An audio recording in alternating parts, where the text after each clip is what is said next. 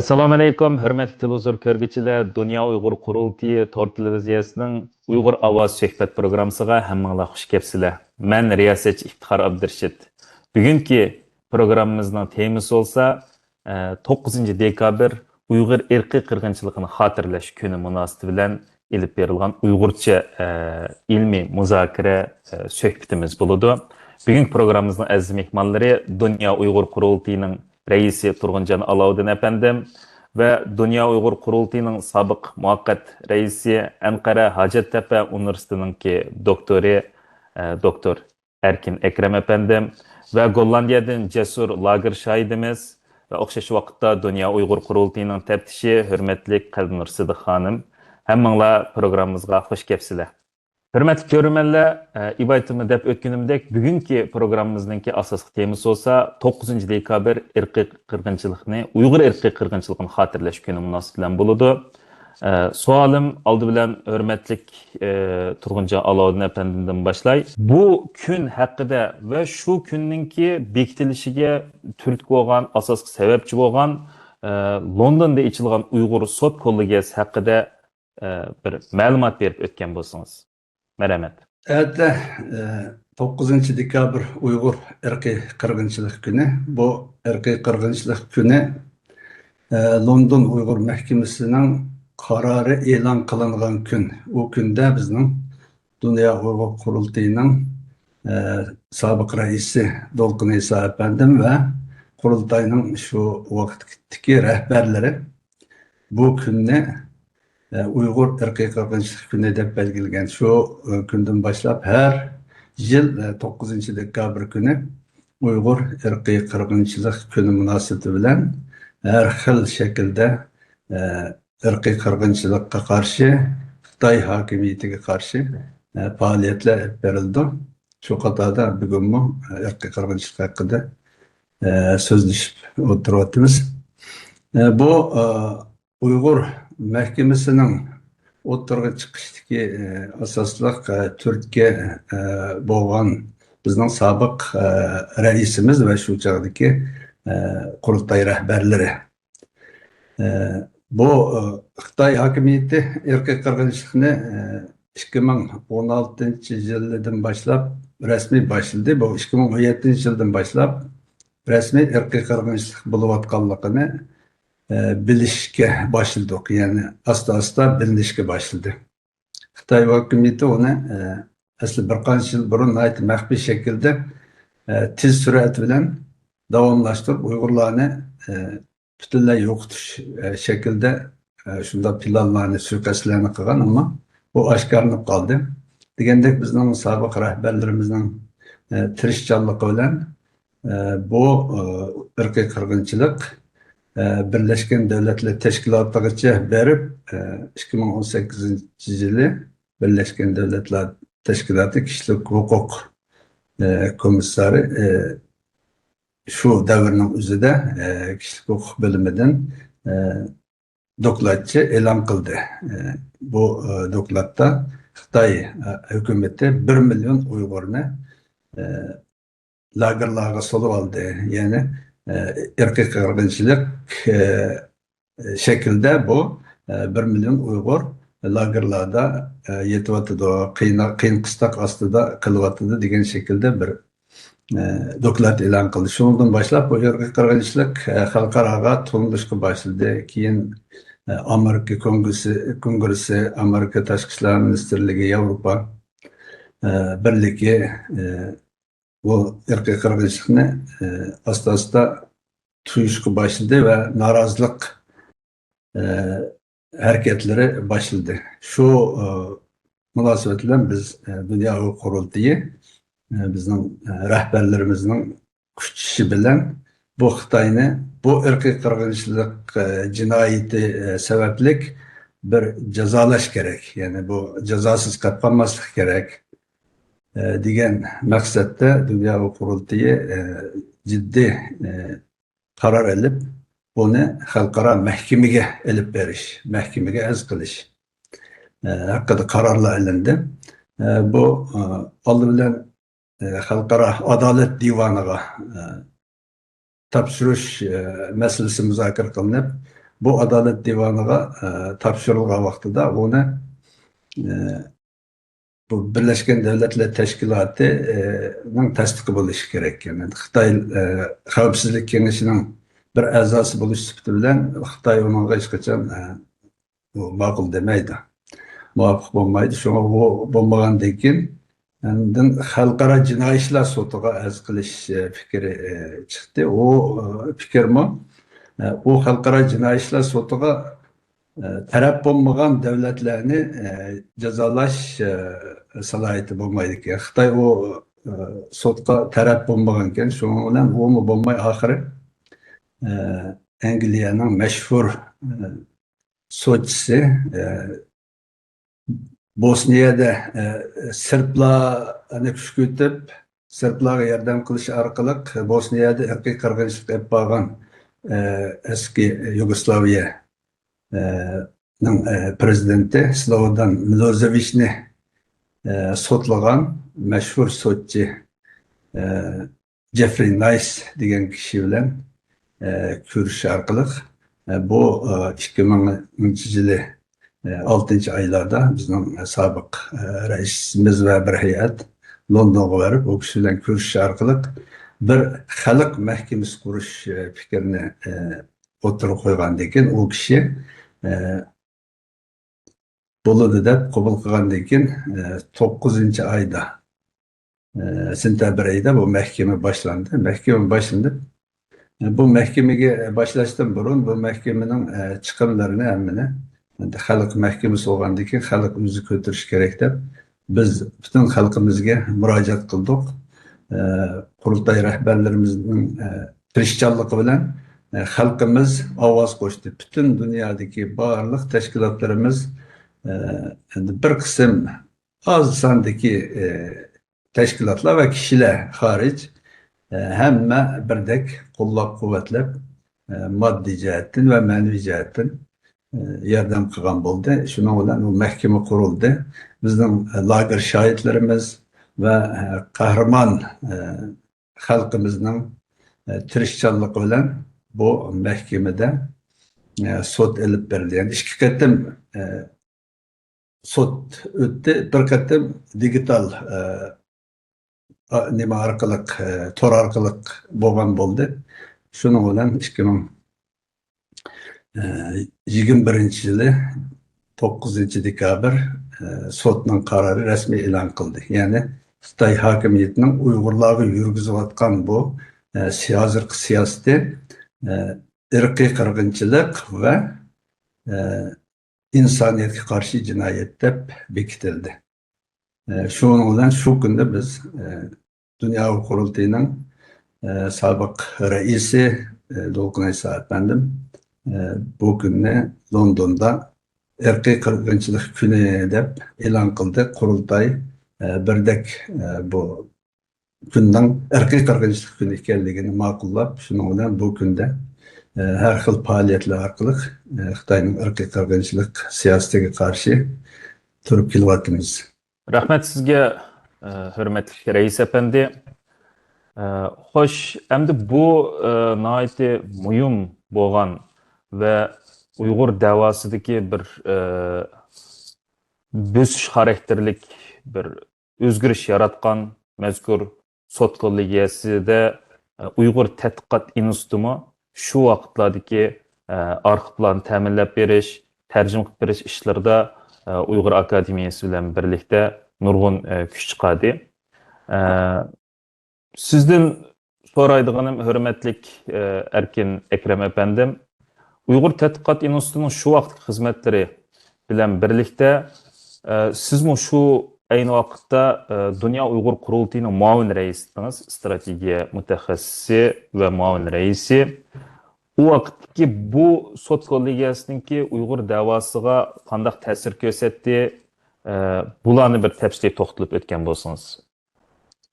Xo'sh, bu Uyg'ur tarixinde yoki dava tarixinde tarixiy bir vaqa. Tarixiy vaqa degan vaqtida birincisi tarixda bo'lib boqmagan. İkincisi bu tarix iqishini, taraqqiyotini o'zgartiradigan bir qaror hamdi. Bu Şark Türkistan meselesi, Uygur meselesi Birleşken Devletler Teşkilatı 2018'nin 8. ayda müzakerege içilgandan kinla Şark Türkistan meselesi, Uygur meselesi bu halkara meselesiga aylanishga başlaydı. Aylanishga başlagandan keyin hamda buni darhol Şark Türkistan'da ilib borgan bu zulmlarga bir qonun jihatdan bir ism bilan aniqlash lozim. Şark Türkistan'da yaşangan bu zulümler ya insanlıkka karşı bir cinayettir ya ki bu ırkı kırgıncılıktır. Şununla bu kurultay bununla müracaat kıldı ve nurgun halkımızı kollap verdi. Fakat müracaat kılış bile ahırda karar kanda çıkıdı degenlerin arasında buna bir vas münasebet yok. Belki sen müracaat kılıp ahırı sen kütken netice çıkmaslık mümkün. Ama bizimki perezimiz muşu ebeki degen insanlıkka karşı cinayet ya ki ırkı kırgıncılığının birisi çıkıdığı dep onunla işençimiz kamildi. Ahırda her iki yıl cinayetini işligen dep iniklaş bədi. Bununla naiti xursam oldu. Çünkü bununki ehmiyeti şu, yani Şark Türkistan'da bir zulüm var. Bunun ismi ırkı kırgıncılık, insaniyetke karşı cinayet. Hem de bunda bir hulasıga tayinip durup, bunundan keyin şu Birleşken Devletler Teşkilatı'nın ki nurgun kanunlarga, kanun maddelerine tayangan bir ahval payda buludu. Nurgun devletlerge birip, şu Xitayga bisim işiltiş jette ve Xitayның kılgan bu cinayetinin ki şu cinayetke karşı bazı cezalandırışını talep kıldıgan bir halga kilaleydi. Ve halkara cemiyette bu Xitayga karşı bir inkaz ya ki bir cemaat fikrini yaratqılı buludu. O bolsa davamızınki bir pellige yükselgenligini mi göstergil buludu. Şununla bu London sotu nayti muhimdi. Bazıları deydi bu sotununki inaveti yok çünkü cezalandırış yoktu. O sotununki vazifesi aşı zulümni iniqlab beriş lazım. Yani halkara kanunun qaysı kanunga tushadiganligini depirish. Ondan keyin bayağı reisimiz degandek, ondan keyin başka sotlarga cezalandırış kararını berdigan sotlarga apası buludu. Bununla karda hamda şu 48. yılı qabul qilgan şu ırkı kırgıncılıkka karşı bu aldını iliş, tedbir qilishninki kanunununki şu 4. maddesinde şu cinayetini işleyenler ya ki devlet ya ki bir grup insanlar bularını cezalandırışga kerek deydigan maddeler var. Hem de bizninki davaga qargan chaqda bu iniqlash tugagandan keyin bayağı reis degandek mahkemalarga murojaat qilish bayağı deyilgandek. İkincisi şu Xitayninki bu zulümni ilib borgan mayli qanda cho'ng ya da kichik kadrlar bo'lsin, hammasini cezalandırıp berish lazım. Ondan başka şu ziyankesh uchirgan lagerda, türmelerde qilib qolganlarni qo'yib o'tish va ularga to'lam berish. Bunun müracaat qilishga o'ng'aylik bo'ladi. Agarda bu nima bo'lmay qolsa, karar chiqmay qolsa, abaqa degan talablarni qilib bo'lmaydi. Yani bayağı degandek o 4. maddegimi tayanğılı bo'lmaydi. Şununla bu London sotununki bu kararı dava için tarihi bir ehemmiyeti var deganimi mushu hamdi. Aslında mushu Şark Türkistan'da yaşanayotgan ahvolni, yani zulümni bir ırkı kırgıncılık ve bu 48'de qabul qilingan, imzalaşkan bu ırkı kırgıncılıkka karşı ve aldını iliş kanunuga nayti tushadigan bir ahvol bordi. Şununla enstitüt bir doklat tayyorlash bilan şu belki dünyada birinci qitim bizninki bir doklatımız bilan Şark Türkistan'da yaşangan şu zulümni ırkı kırgıncılık deb iniqladık yani. O ilmiy yolu bilan, yani qonuniy yo'li bilan emas, yani tadqiqot yo'li bilan shu degan moddalarga hammasiga moslashtirib bir doklad chiqardik. Bu chetda biroz tajribamiz bo'lg'achqa, uningdan keyin shu sotlarninki ravon mengnishi va ularga yardım qilish chetdimi ozroq bo'lsa bir tajriba qozongan bo'ldik. Munosabatlik ba'zi narsalarni yetkazgan bo'ldik, ammo ko'pinchalik tarjima ishlarini shu akademiya, Uyg'ur akademiyalar qilgan bo'ldi. Ya'ni bu xalqaroda Sharq Turkistonning bu zulmini normalda bu nima? Kültür qirg'inchilik deb tushungan. Biz undan o'tib irqiy qirg'inchilik deb uni birinchi qatim bo'lib biz buni aniqlagan bo'ldik. Xo'sh. Tafsili ma'lumotingiz uchun rahmat sizga. Hamda bu sot kollegiyasida, Uyg'ur sot kollegiyasida eng asosiy rol o'ynagan shaxslarimiz, qahramonlarimiz bo'lsa, albatta bizningki lager shoirlarimizdir. U Londondagi Uyg'ur sot kollegiyasiga rasmiy berib qatnashgan lager shoirlarimiz bor, tor orqali bog'lanib shu yerda guvohlik bergan lager shoirlarimiz ham bor. Hürmetlik Qalbinur Sidiq xonim, siz shu yerda naq maydondan guvohlik bergan bir lager shoir bo'lish sifatingiz bilan u yerdagi shu jarayonni, shu yerdagi atmosferani bir bizga deb bergan bo'lsangiz. Buldu. Assalamu alaikum. 2021 yılı 6. ayının 4. günü London Uyghur sotu 2. sot eşilgan günü ben ettigende şu 1. sotqa ben çıktım. Ben guvalık verdim.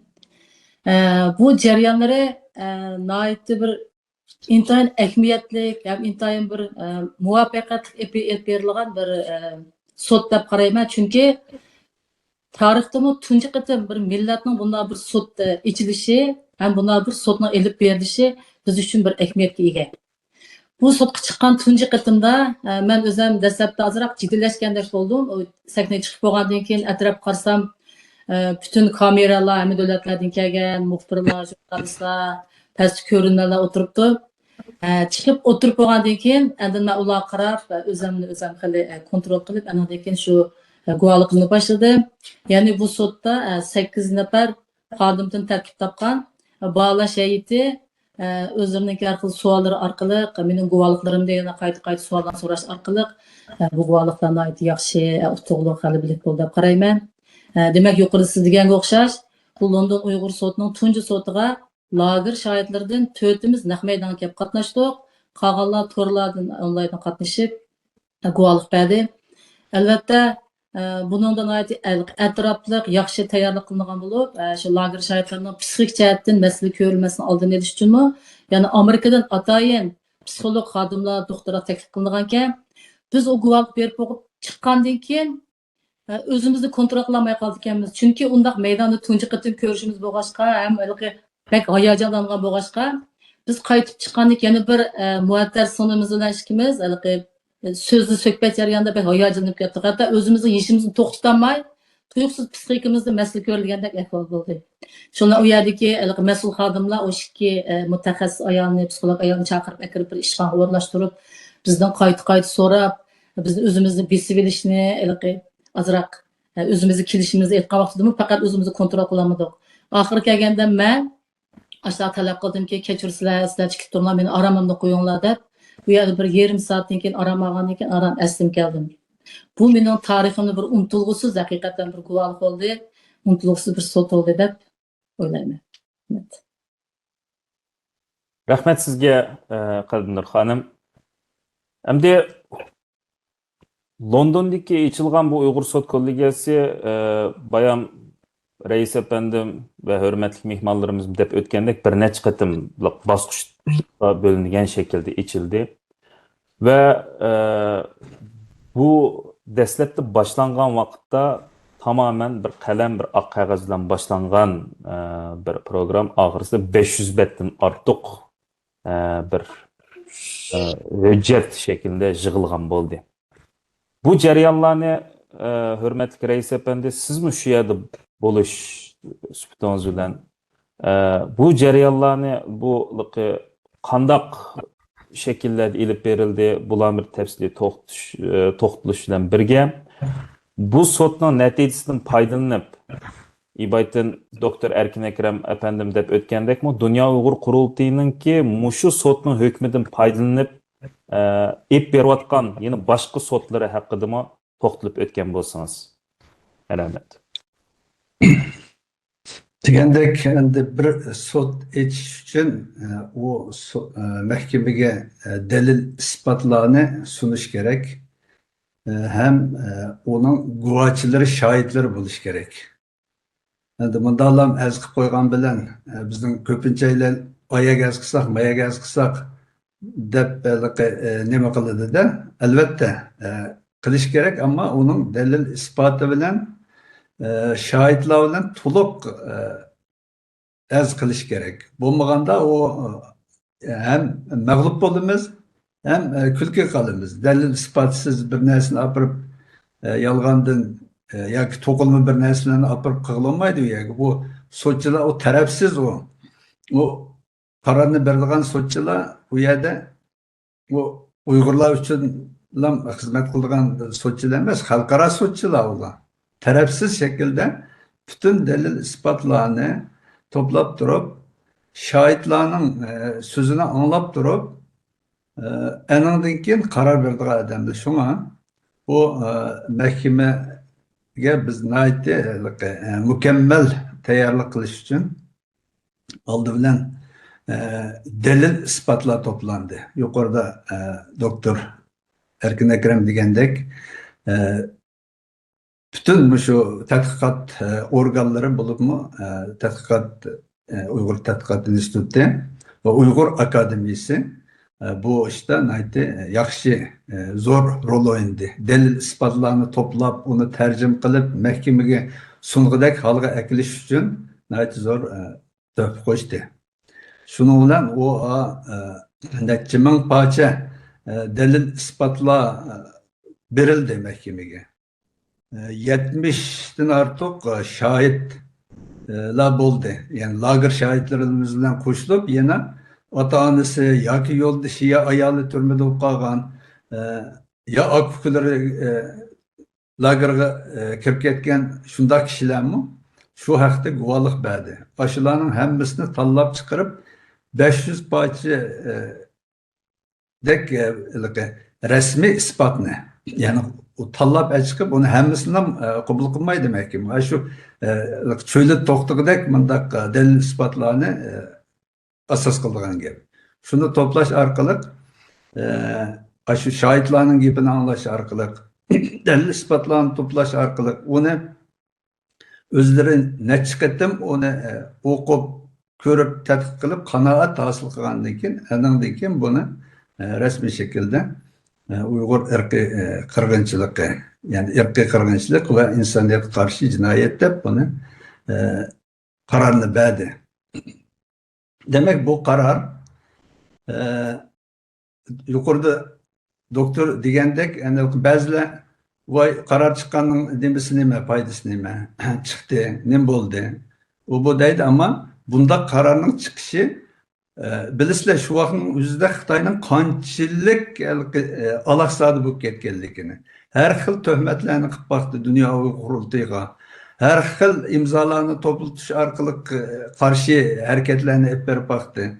Pul vermanglar bularga bu nima degandek har xil ahamiyati yo'q bir ish degandek nurg'un harakatlarni qilib baxtı ama biz Dünya Uyg'ur Qurultayining rahbarlari ki bu rehberlerimizden birisi beni bizle oturttu. Doktor Erkin Ekrem bizden mavi reisimiz şu vaxtda.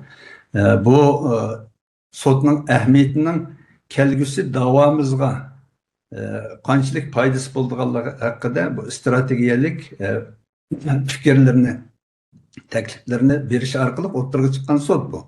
Şunun bilan degandek bu sotda biz g'alaba qildik, Uyg'ur g'alaba qildi. Şu sotның hükmü bilen 10 devlet, 10 devletinin parlamenti ve bir hükümet. Amerika hükümeti şu vaxtda Pompeo, Trump'ның birinci davri Pompeo şu yerda Uyg'ur irqiy qirg'inchiligini rasmiy qabul qildi Amerika tashqi ishlar ministri. Ondan keyingi hukumatmi Blinkenmi o vaqtida qabul qilamsiz, siz shu Pompeoning degan rasmi degandek rost to'g'ri men qabul qildim dedi. Hozirmi shuning bilan boshqa Yevropa davlatlaridan 10 davlat bu 10 davlatning parlamenti irqiy qirg'inchilikni qabul qildi. Hozir bu irqiy qirg'inchilik qarori orqali biz nurg'un davlatlarga ko'rishga vaqtimizda u qarorni sunishi orqali bu irqiy qirg'inchilikni qabul qilishni tashabbus qilib keldik. Shu qo'limizda bir Xitoyning millatimizga olib berayotgan bu hozirgi ig'ir zulm siyosatining irqiy qirg'inchilik ekanligining isboti bo'lib qo'limizda bag'a yerimizda shu orqali ko'z timayapmiz. Ham shu orqali biz ya'ni mahkamalarga yana doktor degandek mana Uyg'urlarga irqiy qirg'inchilikning bo'layotganligi isboti tursa, sen buni albatta har xil bahona ko'rsatmasdan qabul qilishing kerak deb besim ishlatishga biz qo'limizda bir isbot bo'ldi. Bundan keyin degandek yuqorida o'tgan mahkamalarga shu orqali arz qilamiz. Endi hozir Argentina sudga arz qilgan u sud davomlashyapti. Angliya sudiga Angliyaning o'zining tamojni idorisini sudga berib Xitoydagi bizning shu lagerdagi xalqimizni qiynash, ishga selish orqali majburiy emgak qildirish orqali yasab chiqqan, ishlab chiqargan tovarlarni qabul qilgan sababdan biz mahkamaga berib uni utib chiqdik. Shu orqali Xitoyga necha milliard dollar ziyon bo'ldi. Xitoyni zodi ho'kiratgan shu iqtisodiy puli Xitoyga shu shaklda har tarafdan zarba bo'lgan vaqtida undan keyin xalqimizga bo'lgan bu irqiy qirg'inchilikni to'xtatishga majbur bo'ldi. Shunga bu sudning ahamiyati zo'r deb qarayman. Rahmat sizga. Yuqorida hammanglar deb o'tgandek bu sud tarixiy bir sahna bo'lgandan sirt yana bir nuqta bo'lsa, butun haqiqiy shaklda da'vo uchun xizmat qilayotgan, amaliy xizmat qilayotgan tashkilotlarningki bir tan bir gavda bo'lib xizmat qilgan bir xizmat to'p hisoblandi. Buning Dunyo Uyg'ur qurultiyiga hamkorlashgan, yordamlashgan shaklda yuqorida ismini atab o'tganimizdek Uyg'ur tadqiqot instituti, Uyg'ur akademiyasidan sirt Amerikadagi, Kanadadagi, Avstraliyadagi, Yaponiyadagi, Turkiyadagi Uyg'ur tashkilotlarimiz moddiy va ma'naviy jihatdan qo'llagandan sirt yana Türk tashkilotlarimi biz Uyg'ur qarindoshlarimiz uchun nima yordamlarni qila olamiz deb turib, mushu sotqimi moddiy va ma'naviy jihatdan yordam bergan. Xitoyningki noiti bearam bo'lgan, hatto rezillikini, qilchilik yoshirmasini ochiq-oshkor qilgan bir sot bo'lib tarix betiga yozilgan edi. Mushundaq ahamiyatli bir sotninki natijasida yuqorida raisimiz deb o'tgandek 10 davlat va bir hukumat bo'lib jami 11 davlatninki Uyg'ur irqiy qirg'inchiligini rasmiy shaklda e'tirof qilishi bilan oxirlashdi va Dunyo Uyg'ur qurultiyiningki Angliyada qozongan Angliya tamojnisi qarshi soti bo'lsin, Argentinadagi davomlashayotgan sotlari va Ispaniyada davomlashayotgan, Fransiyada davomlashayotgan sotlar olsun, hammasi turtki olgan. Hamda hurmatlik Erkin Ekrem efendim, Uyg'ur tashkilotlari va Uyg'ur xalqi, Sharq Turkiston xalqi bu sotdan chiqqan natija orqali yana qandaq shaklda foydalana oladi? Yana qandaq yerlarda bu da'voga foydalanganga o'rinlarda ishlatib mushlarni bir deb bergan bo'lsangiz. Bu Birleşken Devletler Teşkilatı kurulgan vaqtida bir Birleşken Devletler Teşkilatı'nın ki asas kanunu değil. Bu kanun var. Bu kanunda Yani bütün insanlıkka karşı cinayetler ve insan haklarına depsende kılgan her kanda devletlerge ceza beralaydiganlığını yazıdı. Onundan keyin bu universal insan hakları beyannamesi var. Bununla nurgun devletler imza kılgan bir beyanname. O beyannamında mı insan tuğuluştula erkindeydi. Ve siyasi ve şu turmuş jette hem nime o erkinliği badaydı. Yani bizimki bu dinimiz diyen vaktıda Allah bizni yaratkan vaktıda erkin yaratkan. Ama bizne erkinliğimizni Xitay depsende kılgandan keyin Xitayga karşı bu erkinlikni qo'lga tushirish bizninki tabiiy bir haqqimiz endi.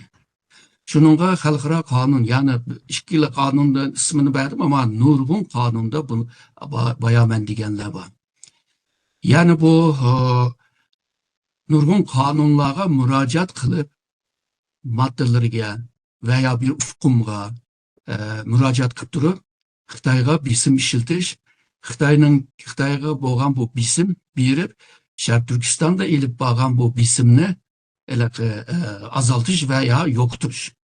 Yani chet eldeki teşkilatlarının qilgan işi muşu buluş lazım. Yani işideki halklarınki talepleriga cevap berish, ularning deyman deb diyemigen ve kılımen deb kılamagan işini kıpırış.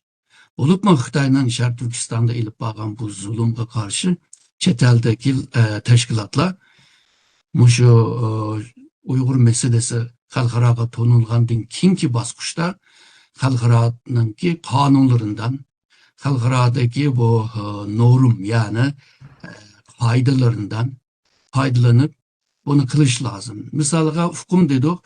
Muşu 1995'te muşu Yugoslaviyada bo'lgan bu ırkı kırgınçılık meselesi vardı. Onundan keyin bu bir hukm paydo bo'ldi. Yani mesuliyetning qo'g'dinishi deydigan bir R2P deb kısaltması muşu. Bununki manası nima deganda bir devlet o'zining xalqini muşu açlıkta, susuzlukta, xilma-xil jinoyatda, tajovuzda deganda xilma-xil zulmlarda muşu xalqni qo'g'diyamasa, ularga sahip chiqamasa, boshqa devletler qo'l selib hızlı bo'ladi degan gap. Yani insan haklarınınki küçü bir devletning iyilik hukukudama güçlük degan bir hukm bu. Bu hukm Birleşken Devletler Teşkilatı'nınki nurgun hüccetleriga ve kanun maddelerine kirib bo'ldi endi. Misalga Sharq Turkistonda muşunda insaniyetga karşı cinayet var. Bu insaniyetga karşı cinayet maddesinde yani Birleşken Devletler tarafından kabul kılganda dedi ki bir qitimliq muşu insanlıkka karşı cinayet işleyen bozuma hesap kılamayız deydi.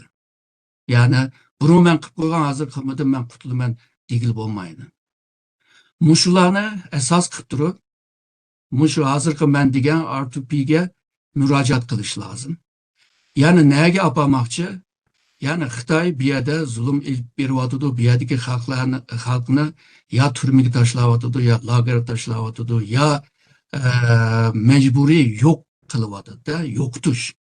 Misalga 8. ayının 30. günü şunda mecburi yok kılıvatken insanlarınki günü.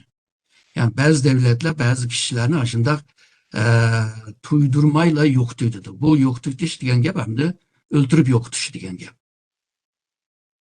Yani bu kıl nimelerge müracaat maddelerge kanun maddeleriga müracaat qilgan taqdirda Xitoyning yani bu Sharq Turkistonni Xitoyning qo'lidan ep turib buni bir himoya ostiga yani bu rayonni himoya ostiga ilindigan bir seviyaga yoki bu nuqtaga ekilishga foydasi bo'ladi. Birinchi va ikkinchi dunyo urushida nurgun devletler ve yoki devlet kuramagan bazı rayonlar var. Bu rayonlarni muşu himoya ostiga ilingan. Bazıları bu taraqqiyot jarayonida davlatni e'lon qildi. Ba'zilari himoya ostidan qutulib davlat qurdi. Ba'zilari bu cho'ng davlatlarga yana beqinib yashadi. O'z oldiga mustaqil. Misol Osiyo Tinch okeanida necha orol davlatlar bor. Bular o'z oldiga mustaqil, ammo Amerikaga beqingan. Amerika dollar ishlatadi. Amerikaning siyosiy tuzumini qabul qiladi. Degandek, agarda Artur Pike tayinib turib, nurg'un davlatlarningki birlikda Sharq Turkistonga aralashgan taqdirda Sharq Turkistondagi zulmni azod qilib bo'ldi. Xalqningki undaq bir gunoh bo'lib, yo'qolib ketishining oldini olalaydi. Bu millatning mavjudiyatini qo'g'dab qolib bo'ldi. Ya'ni bir insondek yashash haqqini qo'lga tushagil bo'ldi. Ya'ni deb kelsak, bu xalqaro qonundan boshqa misolga deyli, xalqaro shu diplomasiy masalalarini kuchlantirishga bo'ldi. Tashkilotlar shu yo'l bilan minib, baya degan necha davlatningki qabul qilishi dedik, bu insoniyatga qarshi jinoyat. Buni texmi ko'paytirish uchun shu diplomasiy jihatda yetilgan odamlarni ishqilib, texmi ko'p davlatlarni shu qabul qilishga tirishish. Diplomat degan narsa nima deganda, o'zining manfaatini deb boshqa davlatni qoyil qilish degan gap. Shuningga senda ma'lumot ko'p bo'lish lozim, tajribalik bo'lish lozim, shu kasbda yetilgan bo'lish lozim. U vaqtida texmi davlatlarni ko'paytirib bo'ldi. Misolga Amerikada bir Uyg'ur inson haqlari qonuni qabul qilingan. O'xshash qonunni misolga ba'zi g'arb davlatlarida qabul qilgizishga ba'zi tashkilotlar tirishsa, texmi ko'p davlatlar qabul qilgan bo'ldi. Uningki ta'siri texmi cho'ng bo'la oladi. Hamda bu chiqqan qonunlardan qanday foydalanishmi bu yerda naytı muhim bir ahvol hamda. Hozir hamda bu Sharq Turkistonda bu zulm borki, bu zulmninki qonuniy aniqlash irqiy qirg'inchilik va insonlikqa qarshi jinoyat deb tanildi. Bu Uyg'ur xalq, Sharq Turkiston xalq qanday bir xalq deb xalqaro jamiyat bunga qiziqadi hamda.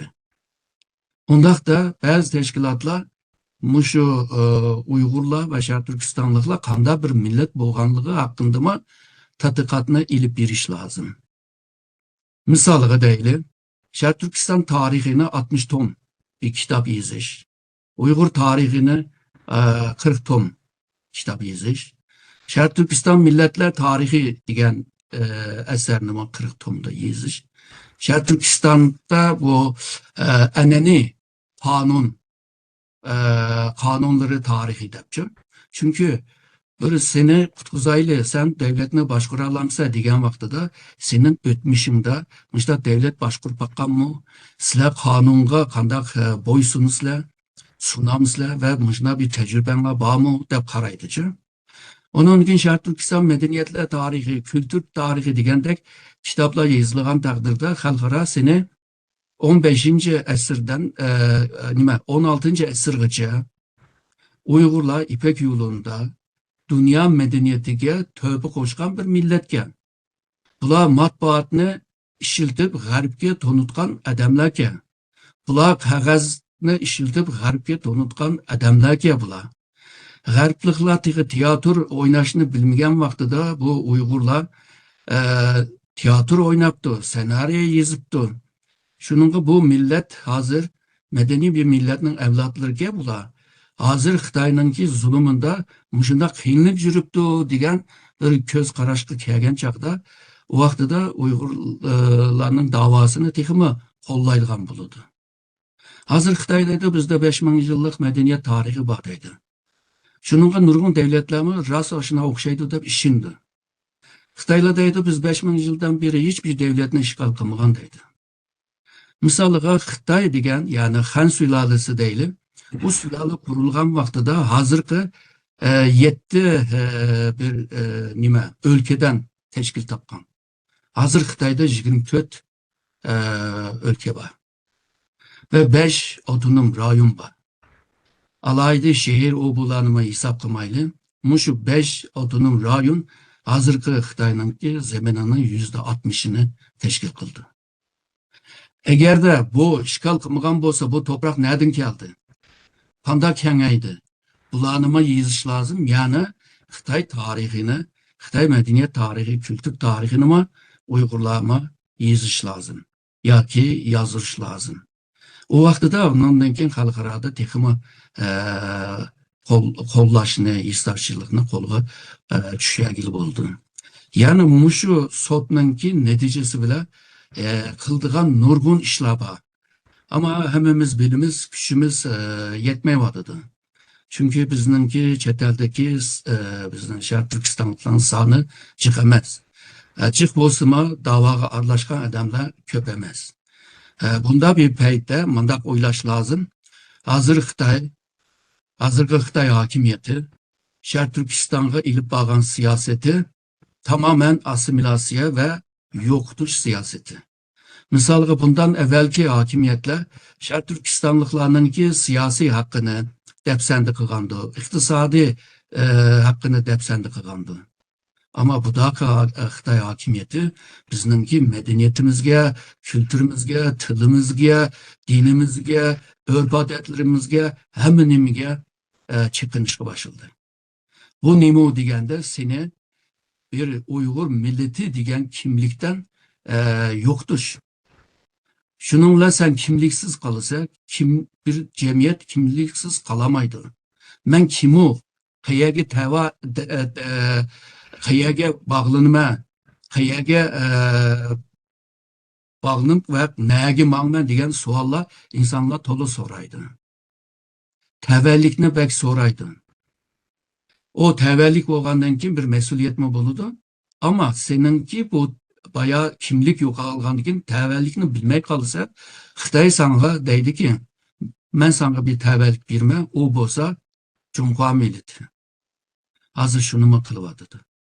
Yesliden itibaren Xitaycı terbiyeleş başlavadıdı.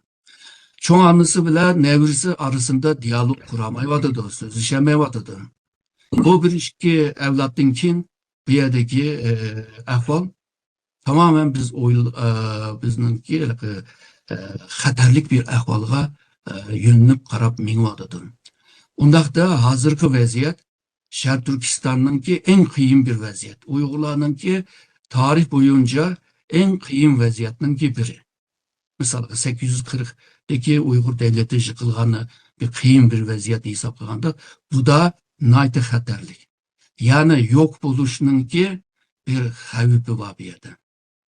Eğer de bugün biz tırışmasak bu millet yok olurdu. Ve atı babanınki kaldırıp koygan toprak mirasını tatlısı koysa ve bununla birlikte seninki kimliksiz kalganda ve Xitayning devamlı üzüm başka milletlerini yat görüş bir gibi var o feyvozulu içişin bir yedeydi. Yani menden bombaganlarının yüzürgümü farklı. Ondaqda bularni yo'qtish lazım. Şununla ko'ngizdan itibaren datung deydigan bir gap bor, Kensha datung. O nim degan gap deganda yer yuzidagilarni hammasini o'xshashlashtirish. Yani asimile qilish. O tarihte yo'qoldi mı dese, misaliga 19. asrning oxirida Xitoyninki reformist bayroqdori bo'lgan Kang Youwei maxsus bir kitap yazdı. Hozirgi Xi Jinping ko'ngizninki asarini tashviq qilyapti. Ko'ngizning ideyasi bilan bizni yo'qotishga tirishyapti. Hammamiz ko'ryapmiz. Bunda bir paytda hammamiz tirishishga mecbur yani. Mayli davaga qaytilmagan bo'lsin. Bu tirishish ve akıl bilan qilish, aqlning yo'lining biri bayaman degandek, hem bu xalqaro qonun bilan, diplomasiya bilan, bu ilmiy tadqiqot bilan darhol abaqa degan bo'shliqni to'ldirgan taqdirda abaqa biz deyilgan shu sot qarori ahamiyatli bo'ladi. Eğer de biz kılamagan takdirde o sotninki ahamiyati Xitoyninki bu qaralash hareketi bile asta suslaşıdı. Ahırı bir yok oluş mümkün. Bulup mu bugünkü xalqaroninki tüzümü, sistemi, tertibi bozuluyordu. Bunundan kim bu dünyada, bulupma garp dünyasında insan hakları cidden bir milletke gamburluk kılıç diyen nesle azıylandı. Burunki devirleme özgür vatıdı. Bunda bir peytte şu Uygurlar en ahırkı bir küreşini müstekem bir şekilde, kararlılık bir şekilde yolga çıkış lazım ve bunu kazanış lazım. Kazanamasak işimizi kegen nurgun balala var. Hazırkı kögen balaltın tihima iğir buluşu mümkün de boylayım. Hoş. Rahmet sizge, hürmetlik Doktor Erkin Ekrem efendim, hakikaten tepsili ve etraflı şekilde malumat bergenlikiniz için. Harmagaysiz rahmet sizge. Hoş, İbaytım ben yukarıda dep ötkendek bu sot kollegiyesi davamlaşatkan vakitte Xitayninki rezilliki en üst seviyeye çıkan, uç aşkarı şekilde kılışkı başlagan, bulup mu çegira halkıgan bastırışı yukarı pellege çıkan bir vakit oldu. Ve bu Xitayning bu çegira halkıgan bismi hemmedin bekirek bizninki kahraman lager şahitlerimizga ve şu Uygur sot kolliyesinde guvalık bergen şahitlerimizga boldu bu bisim.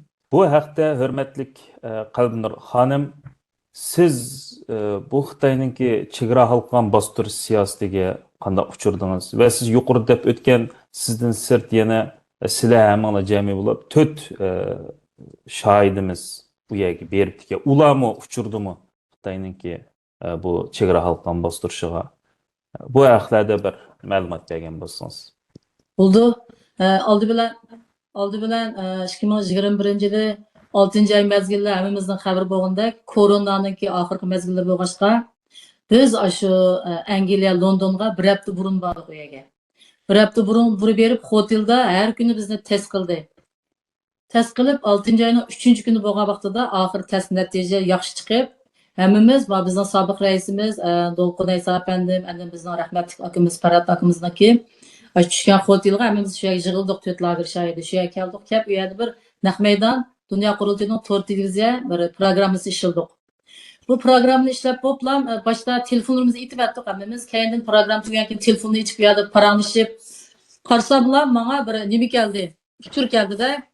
Sonra bu bana bir uçur gelip kaldı. Qarsam benim vatanda qalgan sabık yo'ldoshimni video qilib ishlatib 6. ayının 3. günü şu ertesi sot içildi.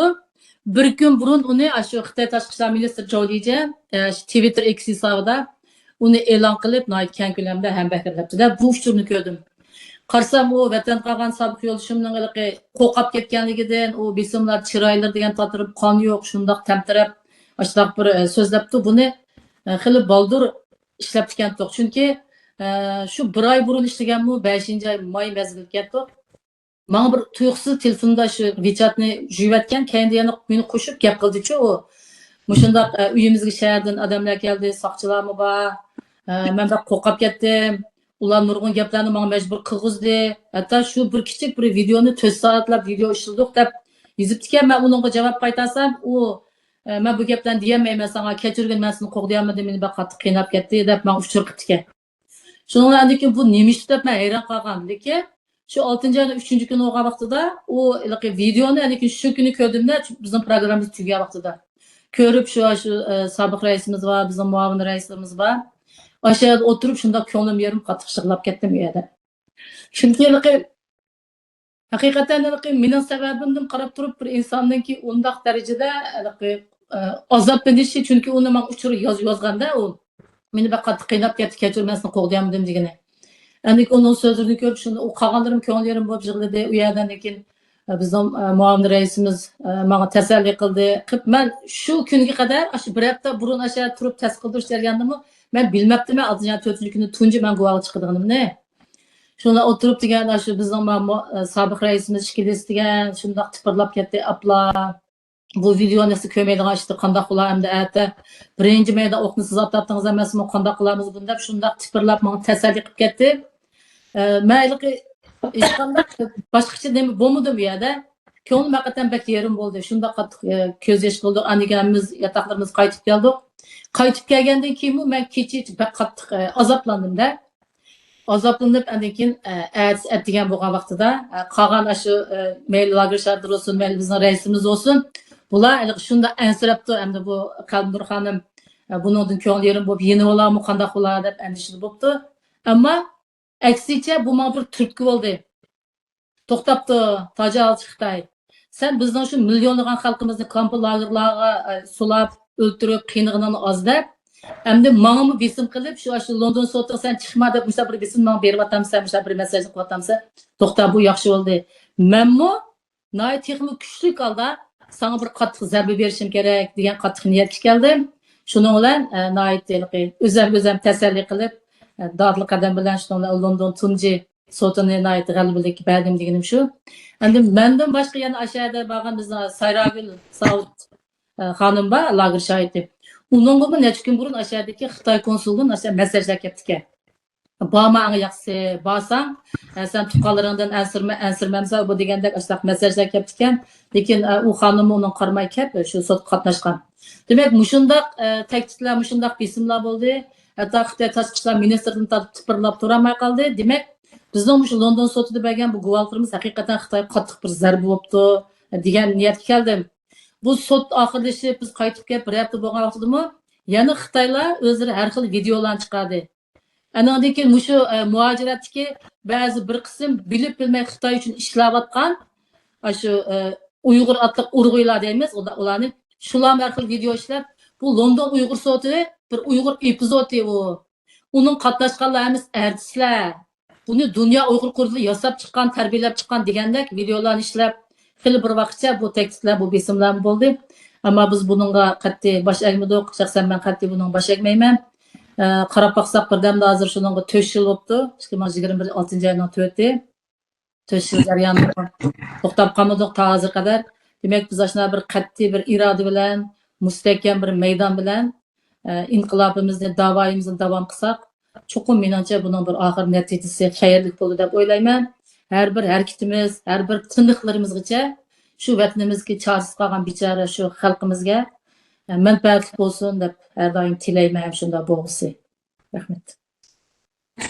Sizga rahmat, hurmatli Qalbinur Sidiq xonim. Oxirda hurmatli mehmonlar, ko'ngil so'zinglar bormi? Ko'rurmanlarimiz bilan o'rtoqlashishinglar bor bo'lgan. Başta şu lagerga lager şahitleri ve şu jarayonda nurg'un maddi manevi chetdan yardım qilgan nurg'un qurultayning sirtida, boshqa tashkilotning sirtidagi insonlar bor. Bularga rahmat aytish lozim. Hamda qurultay reislikda shu sotninki natija chiqmadi. Muzokara qilayotgan vaqti, ammo 12-oyning 9-kuni qaror chiqdi degan vaqtida biz shu kunni xalqaro Uyg'ur shu irqiy qirg'inchilikqa uchragan kuni deb e'lon qilaylik deb planlagan hamdi. Chunki bu xalqaroda bizningki Uyg'urlarningki birinchi xalqaroviy munda bir kunimiz. Buningga ahamiyat berishimiz kerak deyman. Davomli buni tilga ilish, xotirlash lozim. Ama bir narsani yana qistirib qo'yay. Bu sotning natijasiga tayinib turib, hozirgi yushirin lager va turmadagi bizningki sarxillarni qutqizish herhalde hozirgi tashkilotlarningki hammasining o'rtaq vazifasi bo'lishi lozim. Chunki bir jamiyatningki sarxillari agarda turmada bo'lib qolsa va turmada kasal bo'lib o'shidan ketib yoki o'lim bilan og'irlashgan bo'lsa, bu jamiyatning sarxili bo'lmaydi, bu jamiyat bo'lmaydi. Shuningga bu sarxillarni qutqizish mushu sotninki natijasini bir asbob, bir vosita qilib ishlatib turib buni boshlash lozim. Agarda o lager, shirin lager yoki Juliuso deydigan vaqtincha tutib turadigan deydi, ammo uzun muddat tutadigan bo'lib qoldi hozir. Turmadagi bizning hammamiz ismini sanayoladigan nurg'un odamlar bor. Bularni qutqizishga tirishish lozim va shu 12 ayının 9. günü degan kunimizni texmi ahamiyatli holiga kelsak deb o'ylayman. Rahmat. Hürmetli görürmenler, programımızı müşahede ahırlaştıraylı. Nayet ehemmiyetli bir söhbet oldu. Hürmetlik Reis Efendim'ninki, hürmetlik ustazımız Doktor Erkin Ekrem Efendim ve Cesur Lagir şahidimiz Kadın Nursudu Hanımlar yukarıda nayet ehemmiyetlik şu vakitteki muhitni nayet yaxşı təriflep şu jarayonni qaytadan bizlerge yaşatkan boldu. Sizlerge köpten köp rahmet. Ve şu vakitte yuşurun ve aşkar şekilde her daqısı olsun, aldın kısapta olsun, tırışçallık gözetken barlık qeyrindaşlarımızdan Allah'a ekem iki dünyalık razı olsun. Uygur milleti, Şərq Türkistan xalqı mengüslerini unutup kalmaydı. Hürmetli körümeler, programımızı ahırlaştırıştım burun, öz anlamı köygün anladık. Vatanimiz bizning tirishchanligimiz bilan azad bo'ldi. Sharq Turkiston xalqininki tamamen qo'zg'alish bilan ananikini azad bo'ldi. O'z anglam ko'gin angladik. Shu vaqtdagi bir tam bir gavda bo'lib ittifoqlashimiz bilan tarixiy bir natija yarata oldik. Biz birlashsak buningdanmi cho'ng ishlarni qila olamiz. U bo'lsa-mu davlatimizni qurib chiqish. Bu hargiz ishki nizo bilan, taxt olish bilan vatan xalqan vaqtda Xitoyning deb usul o'ynab berish uchun tushib chiqish bilan bo'lmaydi. Biz buni kechiktirgan siri bizning qadrlik, söyümlik farzandlarimiz biz yashayotgan mushu musafirlikni, mushu xorlikni yashaydi. Biz bu xorlikni, bu musafirlikni, bu sargardonlikni avlodlarimizga, shu söyümlik, qadrlik bolalarimizga olib qo'ymaslik uchun bizda oxirlashtirishimiz kerak. Buni biz qila olamiz. Keyin qaytimliq sonimizgacha ko'rishgacha omon bo'lgaysizlar. Germaniyanın München şəhərindən həmmanlar otluq salam. Mən Riyasətçi İftixar Abdurşid. Allah'a emanet.